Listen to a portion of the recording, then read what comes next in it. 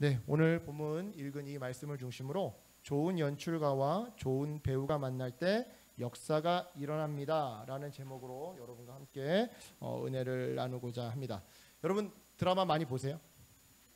드라마 많이 안 보세요? 최근에 어떤 드라마 보셨습니까? 우리들의 블루스? 이상한 변호사 우영우, 그죠? 인도인 토마토 스위스 우영우, 그죠? 1,000원짜리 변호사? 최근 드라마 제목을 제가 말씀드렸지만요, 사실 저는 드라마를 잘 못 봅니다. 성미가 너무 급해가지고 마지막 화까지 기다리지를 못하거든요. 그래서 저는 이제 한 번에 끝나는 영화를 더 선호해서 보거나 아니면 이제 유튜브에서 드라마를 요약해주면 그걸 보거나 하는 편인데요. 그렇다면 여러분 드라마가 되었든 영화가 되었든 또는 연극이 되었든 이러한 연극 영화에 있어서 4가지 구성 요소가 무엇일까요? 연극 영화의 4가지 구성 요소. 연출, 배우, 대본, 음악이라고 합니다. 연출, 배우, 대본, 음악. 그런데요, 이 중에서 하나를 빼라고 한다면 음악을 뺀다고 합니다. 그리고 또다시 하나를 더 빼라고 한다면 대본을 뺀다고 하죠. 왜냐? 배경음악과 대본은요, 연출가가 마음만 먹으면 혼자서 만들거나 또는 수정할 수 있기 때문이죠. 사실 제가 이 부분 설교를 준비하면서 유난히 권사님이 앞에 계시면 혹이라도 내가 틀리면 어떡하지? 오늘 안 계셔서 제가 지금 마음 놓고 얘기하고 있는데, 어쨌든 다시 말씀드립니다. 연극의 4가지 구성 요소는 연출, 배우, 대본, 음악이래요. 근데 이 중에서 하나를 빼라고 한다면 음악을 빼고 또 하나를 빼라고 한다면 대본을 뺀대요. 이러한 이유로 연극 영화의 가장 중요한 2가지 핵심 요소는요, 바로 연출과 배우라고 하는데요. 그래서 연극 영화판에 있는 사람들은 이런 말을 한다고 합니다. 감독은 좋은 배우를 만나야 하고 배우는 좋은 감독을 만나야 한다. 다시 말해 배우는 좋은 연출가를 만나야 비로소 살아 역동하는 생명력 있는 연기를 펼칠 수 있고, 연출가는 좋은 배우를 만나야 비로소 오랜 시간 사람들의 영혼에 남는 그런 명작을 만들어낼 수 있다라는 것이죠. 이러한 이유 때문에 연출가와 배우, 이 2사람의 관계를요, 사람들은 흔히 줄탁동시에 비유하곤 합니다. 줄탁동시, 한자로 빻을 줄, 쫄탁, 같을 동, 떼식. 간단히 말해서 줄과 탁이 동시에 이루어져야 한다는 것이죠. 그렇다면 줄이란 무엇이냐? 여러분 이제 달걀, 계란 아시죠? 이 계란 안에서 새끼 병아리가 자라기 시작하는데요, 우선 눈과 부리가 생기고요, 이어서 날개와 털이 생긴다고 합니다. 그리고 그렇게 어느 정도 자란 병아리는요, 뒷단에는 나름 단단해진 부리로 달걀 안에서 껍질을 빻기 시작하는데요, 문제는 별거 아닌 줄 알았던 이 달걀 껍질이 생각보다 단단하더라는 거예요, 이 새끼 병아리한테는. 그래서 병아리의 이 빻는 힘만으로는 껍질이 쉽게 깨지지 않더라는 것이죠. 그런데 바로 이때 탁이 시작됩니다. 자, 줄탁동시에서 줄이 새끼 병아리의 이야기였다면 탁은 이제 어미닭의 이야기인데요, 이 어미닭은요 달걀을 품고요 21일을 보낸다고 합니다. 춥든지 덥든지 자리를 이동하지 않고 아랑곳하지 않고 21일 동안 그렇게 오직 달걀에만 집중하면서 품으면서 시간을 보내는 것이죠. 그러던 어느 날 이 품고 있던 계란, 달걀 안에서 기다리던 소리가 들리기 시작해요. 어떤 소리냐? 달걀 안에서 새끼 병아리가 이 껍질을 빻는 소리인 거죠. 그 순간 이 어미닭은요, 그 단단하고 커다란 부리로 달걀을 쪼기 시작합니다. 즉 새끼를 놓아서 부화를 돕는 것이죠. 이렇게 계란 안에서는, 아래에서는 새끼가 힘을 내고요, 밖에서는 어미가 힘을 내요. 그리고 이것이 동시에 탁 맞아 떨어질 때 드디어 알을 깨는, 환경과 장애를 뛰어넘는 역사가 일어나더라는 것이죠. 이런 의미에서 배우와 연출가의 관계가요, 바로 이 병아리와 어미닭의 관계랑 매우 닮아 있습니다. 즉 아무리 이 배우가 역사에 길이 남는 연기를 하려고 해도요, 무대 밖에서, 달걀 밖에서 도와주는 연출가가 없으면 불가능하고요, 반대로 아무리 연출가가, 이 어미닭이 역사에 길이 남는 작품을 만들려고 해도 무대 안에서, 그 달걀 안에서 노력하는 배우가 없으면 불가능하더라 이 말이죠.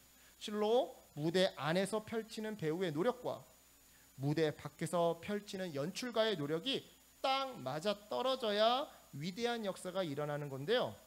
그런데 여러분, 여기서 재밌는 것은요, 이러한 줄딱동시의 원리가 우리 인생에도, 우리 신앙에도 동일하게 적용되더라는 겁니다. 자, 생각해 보세요. 우리는 모두 각자의 인생이라고 하는 이 무대 위에 서 있습니다. 그 무대 위에서 우리는요, 희노애락을 삶으로 느끼고 또 표현하며 살아가죠. 바로 이때 하나님 아버지라고 하는 연출가의 대본이 필요하고 그 연출가의 지도가 필요해요. 즉 하나님 아버지의 탁이 있어야, 그래야 우리의 그 인생 무대에서 펼쳐지는 우리의 줄이 헛수고로 끝나지 않게 되더라는 것이죠. 이런 의미에서 우리 인생에는요, 먼저 나라고 하는 배우가 필요합니다. 즉 내가 직접 내 인생이라고 하는 이 무대 위에 올라서서 직접 연기를 해야 한다 이 말이에요. 여러분, 내 인생을 대신 살아줄 사람은 세상 천지 아무도 없습니다. 내가 연기를 안 하면 내 인생이라고 하는 그 무대는 결국 망가지고 말더라는 것이죠. 이어서 우리 인생에는요, 하나님이라고 하는 연출가가 또한 필요해요. 즉 인생이라고 하는 그 무대의 뒤편에서 나를 도우시고 인도하신 하나님 아버지가 필요하더라 이 말이죠. 여러분, 이 하나님 아버지라고 하는 최고의 연출가가 있어야 우리의 인생이 하나님 나라라고 하는 걸작품이 되는 거예요. 반대로 말해서 하나님 아버지가 함께 하시지 않으면 우리 인생은 하나님의 나라가 아니라 사단의 나라, 슬픔의 나라, 고통의 나라라고 하는 졸작이 되어 버리더라는 것이죠. 사실 오늘 본문이 말하고자 하는 바가 이겁니다. 오늘 본문이 말하고자 하는 바가 정말 그런지 본문을 좀 살펴보겠습니다. 오늘 본문 참 깁니다. 그래서 아까 우리가 본문을 읽을 때 일부분만 읽었는데요. 그러니까 여러분, 지금부터 제가 말씀드리는 이 간단한 줄거리에 잘 눈으로 쫓아오시면서 집중하셨으면 좋겠습니다. 자, 먼저 묻겠습니다. 여러분, 느헤미야 2장 앞에는 뭐가 있죠? 훌륭하십니다. 집중 잘하고 계시네요. 어려운 거 안 여쭤봅니다. 2장 앞에 1장이 있죠. 집중 잘하고 있어요. 네. 여러분, 1장 11절 우리가 아까 읽어보진 않았는데요. 우리 주보에 보시면 1장 11절이 있죠. 자, 1장 11절 함께 읽어보겠습니다. 시작. 주여 구하오니 귀를 기울이사 종의 기도와 주의 이름을 경외하기를 기뻐하는 종들의 기도를 들으시고 오늘 종이 형통하여 이 사람들 앞에서 은혜를 입게 하옵소서 하였나니 그때 내가 왕의 술관원이 되었느니라. 아멘. 여러분, 방금 읽은 이 11절에서 이 사람들이라는 표현 보이세요?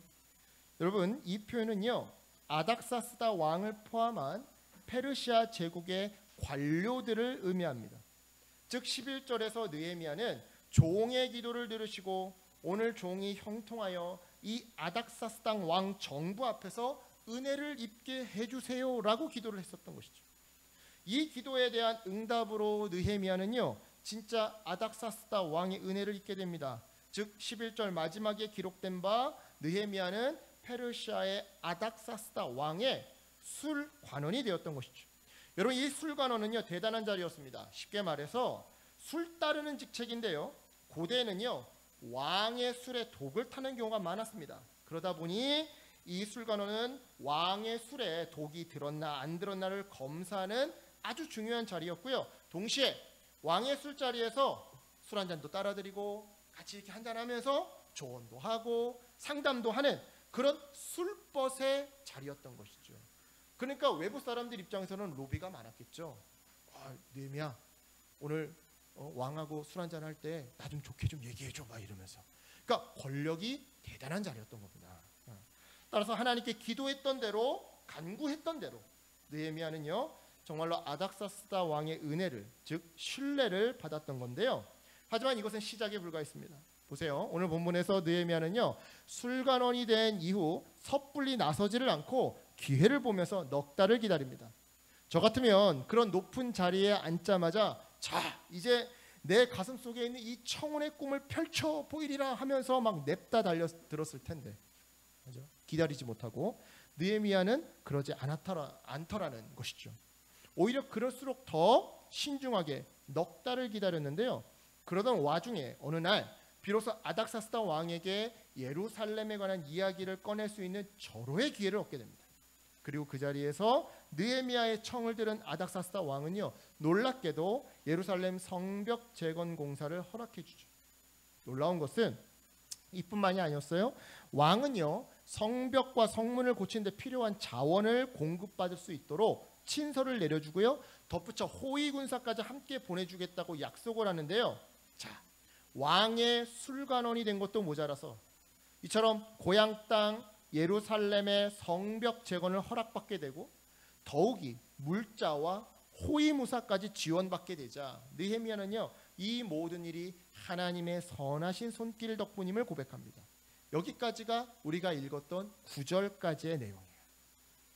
이어서 이와 같은 아닥사스다 왕의 도움으로 예루살렘에 도착한 느헤미야는요, 본문 11절로 16절까지에서 예루살렘의 상황을 남몰래 직접 은밀히 살피고 다니는데요. 이처럼 은밀하게 실태 조사를 마친 느헤미야는요, 17절로 18절까지에서 사람들에게 하나님이 지금까지 자기를 어떻게 도우셨는지 그 과정을 간증하기 시작합니다.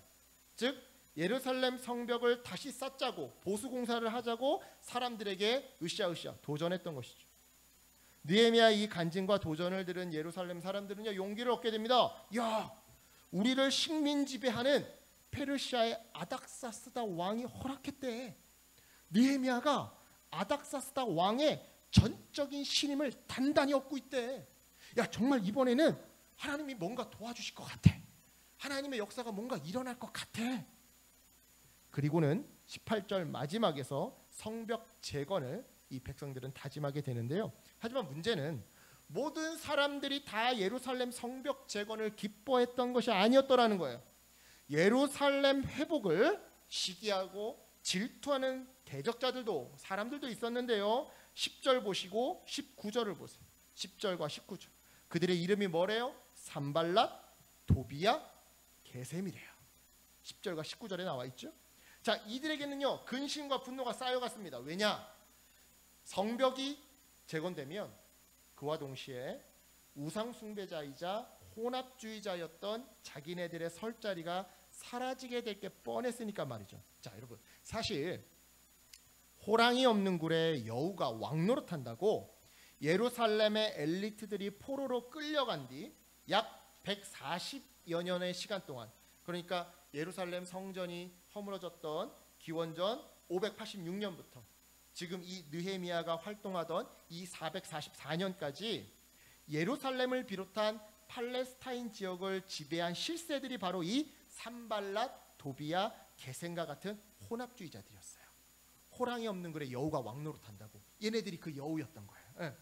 그런데 이 느헤미야를 비롯한 이스라엘 사람들이 돌아와서, 즉 원래 땅 주인들이 돌아와서, 근데 그냥 땅 주인이 아니에요. 땅 주인이자 순혈주의자이고 동시에 여호와 하나님만을 섬기는 사람들이 돌아와서 성벽을 재건하게 되면 어떻게 될까요?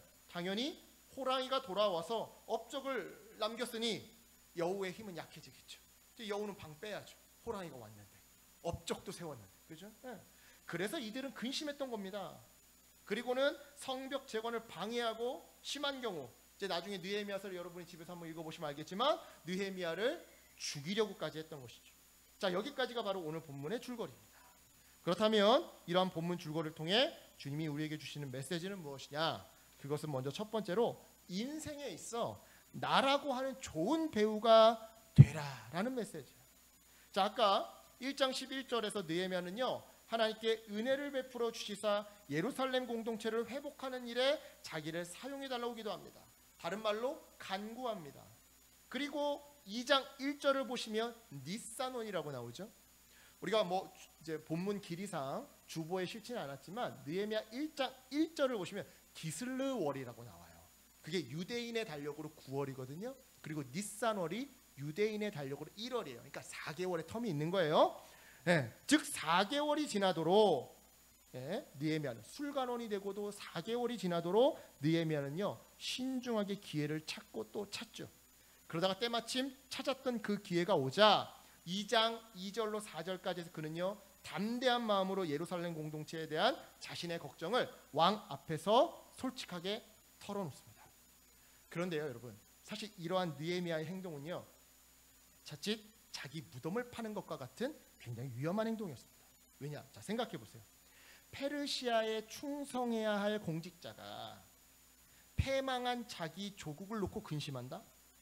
여러분 이거는요 마치 일본 제국에 충성해야 할 공직자가 패망한 자기 조국 조선의 독립운동을 몰래 꾸미고 있는 거 아니야? 라고 오해받을 수도 있는 이거와 아주 비슷한 일이라는 것이죠.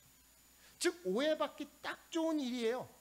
하지만 그럼에도 이 느헤미야는요 죽어가는 고향 사람들을 위해 공동체를 위해 담대하게 그리고 솔직하게 그 말을 아끼지 않습니다. 그리고 한술 더 떠서 5절로 8절까지에서는요 예루살렘 성벽 재건 공사에 자기를 직접 보내달라고 해요.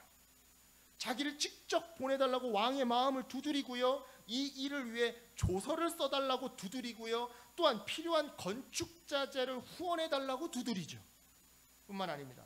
이러한 그의 열심에 응답하신 하나님의 섭리로 예루살렘에 오게 된 느헤미야는요 11절로 16절까지 해서 도착하자마자 제일 먼저 무너진 예루살렘 성을 꼼꼼히 시찰하고 다니는데요 쉽게 말해 구하고 찾고 두드리는 것으로 끝내는 것이 아니라 이어서 철저하게 준비하고 성실하게 실천하는 그러한 삶을 살았던 거예요. 간단히 말해 손이 부지런한 발이 부지런한 인생을 살았던 것이죠. 그렇습니다. 이처럼 느헤미야는요 인생이라는 무대 위에서 정말 좋은 삶을 살았던 사람이었어요. 그리고 이러한 그의 삶을 통해 우리 주님은요 동일하게 회복의 역사를 원한다면 동일하게 하나님의 역사를 원한다면 우리 역시 그와 같은 좋은 인생을 살아가라고 말씀하고 계시는 것이죠. 즉 구하라 찾으라 두드리라고 말씀하신 마태복음 7장 그 기록대로 남을 대접하기 위해 동족을 살리기 위해 공동체를 회복하기 위해 또는 가정과 직장과 교회를 살리기 위해 하나님께 기도로 간구하고 신중하게 기회를 찾으며 기회 앞에서 담대하게 두드리는 삶을 살라고 말씀하시더라는 거예요. 또한 구하고 찾고 두드리는 것으로만 끝내지 말고 이어서 철저히 준비하고 성실하게 실천하는 그러한 삶을 살라고 우리 주님은 오늘 본문을 통해 말씀하고 계시더라는 것이죠. 그런데 여러분 여기서 문제가 하나 발생합니다. 어떤 문제냐? 손이 부지런한 인생을 살면 인생이 언제나 성공하던가요? 구하고 찾고 두드리면 언제나 가정이 화목하던가요? 철저히 준비하고 성실하게 실천하면 문제가 언제나 해결되던가요? 아니에요. 비록 짧은 인생이지만 제가 살면서 배운 것 중에 하나가요 인생이란 내가 열심히 준비했다고 해서 꼭 성공하는 것도 아니고 내가 대충 준비했다고 해서 꼭 망하는 것도 아니더라고요. 저희 어머니 세탁소 마감하면서 제가 이걸 깨달았어요. 제가 결혼할 때쯤에 그때 저희 어머니 세탁소가 이제 망해가던 찰나였었거든요. 그리고 결혼하고 나서 몇 달 안 돼서 어머니 세탁소 이제 폐업하시고 저희 어머니 이제 파산 신청하시고 많은 어려움들을 겪었어요. 근데 그 세탁소 앞에요 그 장명해 주시는 아저씨가 있는데 이분 이게 전공이 아니에요. 원래 열쇠 가게 아저씨예요. 그러니까 열쇠 파니까 도장도 파겠죠. 도장 파다 보니까 어디서 어떻게 뭐 그냥 장명책 몇 권 읽었겠죠.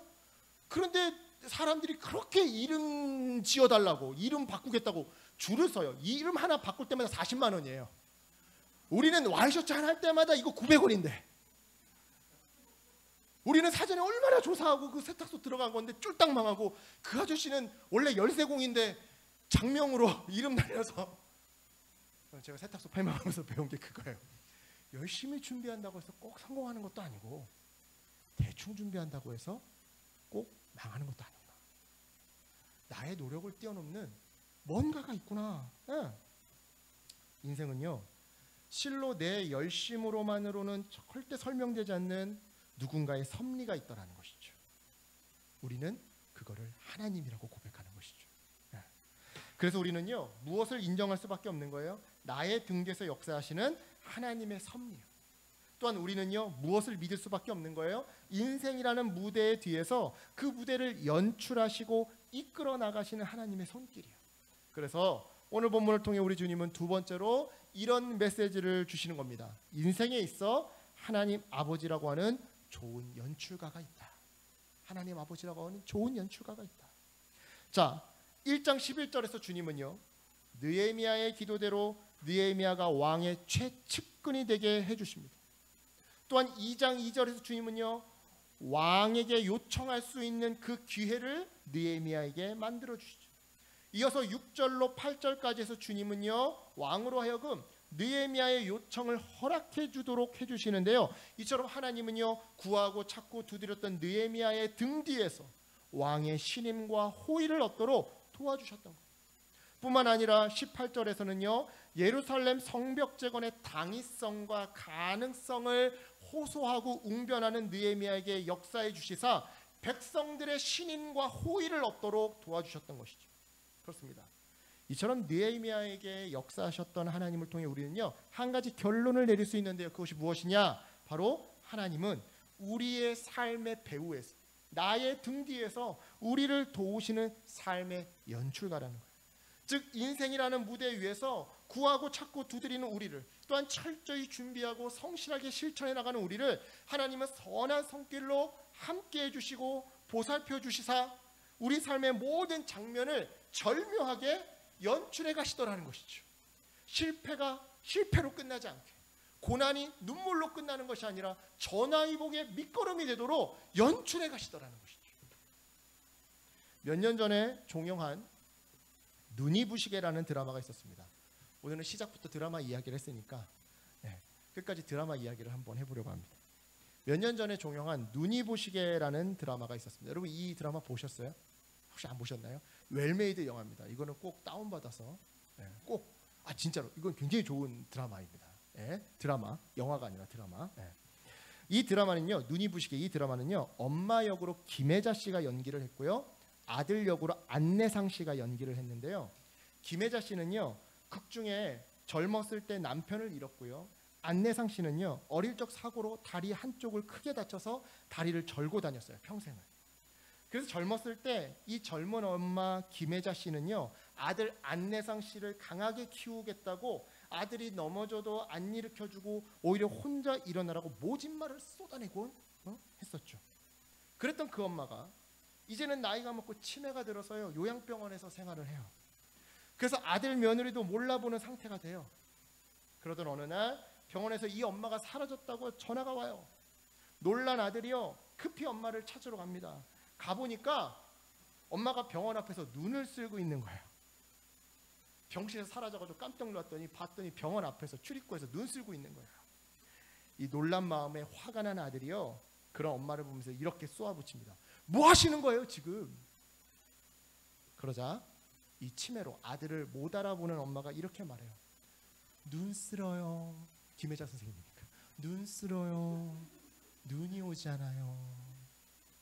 우리 아들이 다리가 불편해서 학교 가야 하는데 눈이 오면 미끄러워서.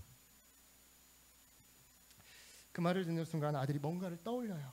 어렸을 때 이 아들은 달동네 계단 꼭대기에서 살았었는데요, 눈이 오는 날이면, 그러니까 달동네 꼭대기니까 얼마나 이 저른 다리로 학교 가는 게 어렵고 위험하겠어요, 눈이 오면. 그죠? 눈이 오는 날이면 항상 학교 가는 길까지 이 달동네 꼭대기에서 그 밑바닥까지 계단에 눈이 다 쓸려 있는 거예요. 어렸을 때 그 기억이 떠오르는 거예요. 그래서 이 아들은 항상 어렸을 때 어떤 동네 아저씨가 눈을 쓸었는가 보다 하고는 무심코 그 계단을 내려보곤 했었죠. 하지만 치매 걸린 엄마의 그 말과 그 행동을 보고요, 이 아들이 깨달은 거예요. 그때 그 눈을 쓸어준 것은 엄마였구나. 비록 강하게 크라고 모진 말로 나를 아프게 했지만 내가 보지 못하는 내 등 뒤에서 엄마는 행여 내가 크게 다칠까 봐 내 인생의 무대를 이렇게 쓸어주고 있었구나. 이 사실을 깨달은 아들이요, 터져나오는 눈물을 겨우겨우 참으며 이렇게 말합니다. 아들, 몰라요 그거. 몰라요 그거. 그러자 치매 걸린 엄마가 배시시 웃으면서 이렇게 말합니다. 몰라도 돼요. 우리 아들만 안 미끄러지면 돼요. 그 말을 듣는데 막 아들의 마음이 막 또 다시 한번 막 터져라 막 무너져내요. 그래서 옷을 벗어 어머니를 덮어드립니다. 그러자 어머니가 말합니다. 추우실 텐데. 그러자 아들이 어머니의 손을 꼭 잡고 이렇게 말해요. 이제 그만 쓰셔도 돼요. 아드님 한 번도 안 넘어졌대요. 여러분 이 장면에서 무엇이 깨달아지세요? 저는 이 장면을 보면서요, 인생이라고 하는 무대 뒤에서 비록 내 눈에 보이진 않지만 내 인생을 붙드시고 지켜주시는 하나님 아버지의 사랑이 깨달아졌습니다. 그렇습니다. 우리 주님은요, 이처럼 우리의 등 뒤에서 선한 연출가가 되어 주시사 우리를 선한 손길로 붙드시고 또한 도와주고 계세요. 따라서 여러분, 오늘 본문 속 산발랏, 도비야, 게셈처럼 우리의 선한 노력을 방해하는 세력이 설령 있다 하더라도, 그래서 그들이 설령 우리를 업신여기고 공격하고 위협한다 하더라도 여러분 흔들리지 마시고 겁먹지 마시고 당당하세요. 당당하세요. 이 산발랏, 도비야, 게셈이 꼭 사람이 아니라 질병일 수도 있고요, 내 삶의 고난일 수도 있어요. 그것들이 나를 공격한다 하더라도 흔들리지 마시고요, 겁먹지 마시고요, 당당하세요. 인생이라는 무대 위에서 좋은 배우가 되기를, 선한 인생을 살아가기를 두려워하지 마세요. 하나님 아버지라고 하는 좋은 연출가가 나의 등 뒤에 계십니다. 그분이 나의 등 뒤에서 나를 도우시고 인도하고 계셔요. 말씀을 정리합니다. 오늘 본문을 통해 우리 주님은요, 먼저 나라고 하는 인생의 좋은 배우가 되라고 말씀하세요. 그리고 이어서 우리 인생에는요, 하나님 아버지라고 하는 좋은 연출가가 있다고 말씀하시죠. 결국 이 두 가지를 정리해서 합치면요, 오늘 본문을 통해 우리 주님은요, 이렇게 말씀하고 계시는 겁니다. 인생의 배우에서 선한 손길로 도우시는 하나님 아버지가 있으니 이것을 믿고 선한 손길로 부지런히 낙심하지 말고 살아가라. 사랑하는 여러분, 우리는 인생이라고 하는 이 무대 위에서요, 좋은 배우가 되어야 합니다. 가정, 직장, 교회의 회복을 위해, 그리고 내 옆 사람들의, 지인들의, 이웃들의 회복을 위해 구하고 찾고 두드리며 신중하고 성실하게 살아야 하죠. 물론 그런 삶이 쉽지만은 않습니다. 고달프고 힘들어요. 억울하고 때로는 답답해요. 하지만 여러분 기억하셨으면 좋겠습니다. 인생이라고 하는 이 무대의 뒤편에는요, 좋은 연출가 하나님 아버지가 계십니다. 그분이 우리를 도와주세요. 그리고 때에 따라 우리로 하여금 사람들의 신뢰와 호의를 얻도록 또한 내 옆 사람들의 마음을 움직여주세요. 따라서 여러분, 새로운 세상을 꿈꾸십니까? 가정의 회복을 꿈꾸세요? 내가 진정 변화되길 원하세요? 그렇다면 먼저 시작하세요. 줄의 소리를 내세요. 쉬운 말로 그것이 선한 목적, 선한 방법이라고 한다면 하나님의 손길만 마냥 기다리지 마시고 그 일을 좀 먼저 한 번쯤 시작해 보시라, 이 말이에요. 인생이란 무대 위에서 살아가세요. 내 인생은요, 그 누구도 살아가 주지 않아요. 하나님도 내 인생을 대신 안 살아주세요. 그러니 먼저 줄의 소리를 내세요. 그리할 때 지체 없이 도우시는 하나님의 탁, 이 탁을 만나게 될 겁니다. 선한 길로 연추하시는 하나님의 손길을 만나게 될 겁니다. 기억하셨으면 좋겠습니다. 여러분, 줄과 탁이 만날 때 역사가 일어나고요, 나라고 하는 좋은 배우와 하나님이라고 하는 좋은 연출가가 만날 때 회복이 일어납니다. 이 믿음과 삶으로 가정, 직장, 교회와 나라를 회복시키는 저와 여러분 되시길 주님의 이름으로 간절히 축원합니다. 아멘. 기도하겠습니다. 하나님 감사합니다. 오늘도 부족하고 연약한 우리에게 말씀을 허락해 주시니 감사합니다. 오늘 이 말씀 생각나면 우리의 지혜가 되게 도와주시옵시고, 생각나지 않는다면 우리의 인격이 되고 삶이 되게 도와주시옵소서. 하나님, 때때로 우리의 삶에 산발랏, 도비야, 게셈처럼 우리를 괴롭히고 또 우리로 하여금 낙심하게 하는 삶의 아픔들과 사람들이 있습니다. 하지만 주님, 그것에 좌절하지 않고 나의 등 뒤에서 내 무대 위를 쓸어주시고 내 무대를 꾸며주시는 그 하나님의 손길을 기억하며 담대히 성실하게 하루하루 살아가는 우리가 될 수 있도록 도와주시옵소서. 아침마다 말씀을 읽고 묵상할 때, 그리고 삶 가운데 잠시 그 발걸음을 멈춰 기도하는 가운데, 주님의 이름을 읊조리는 가운데 주님을 체험하게 하시고 느껴지게 하여 주시옵시고, 그때마다 주님의 그 손길을 힘입어 힘겨운 인생길 그래도 당당하게 행복하게 살아가는 우리 사랑하는 성도님들 될 수 있도록 축복하여 주시옵소서. 주님을 의지합니다. 감사드리며 예수님의 이름으로 간절히 기도드렸사옵나이다.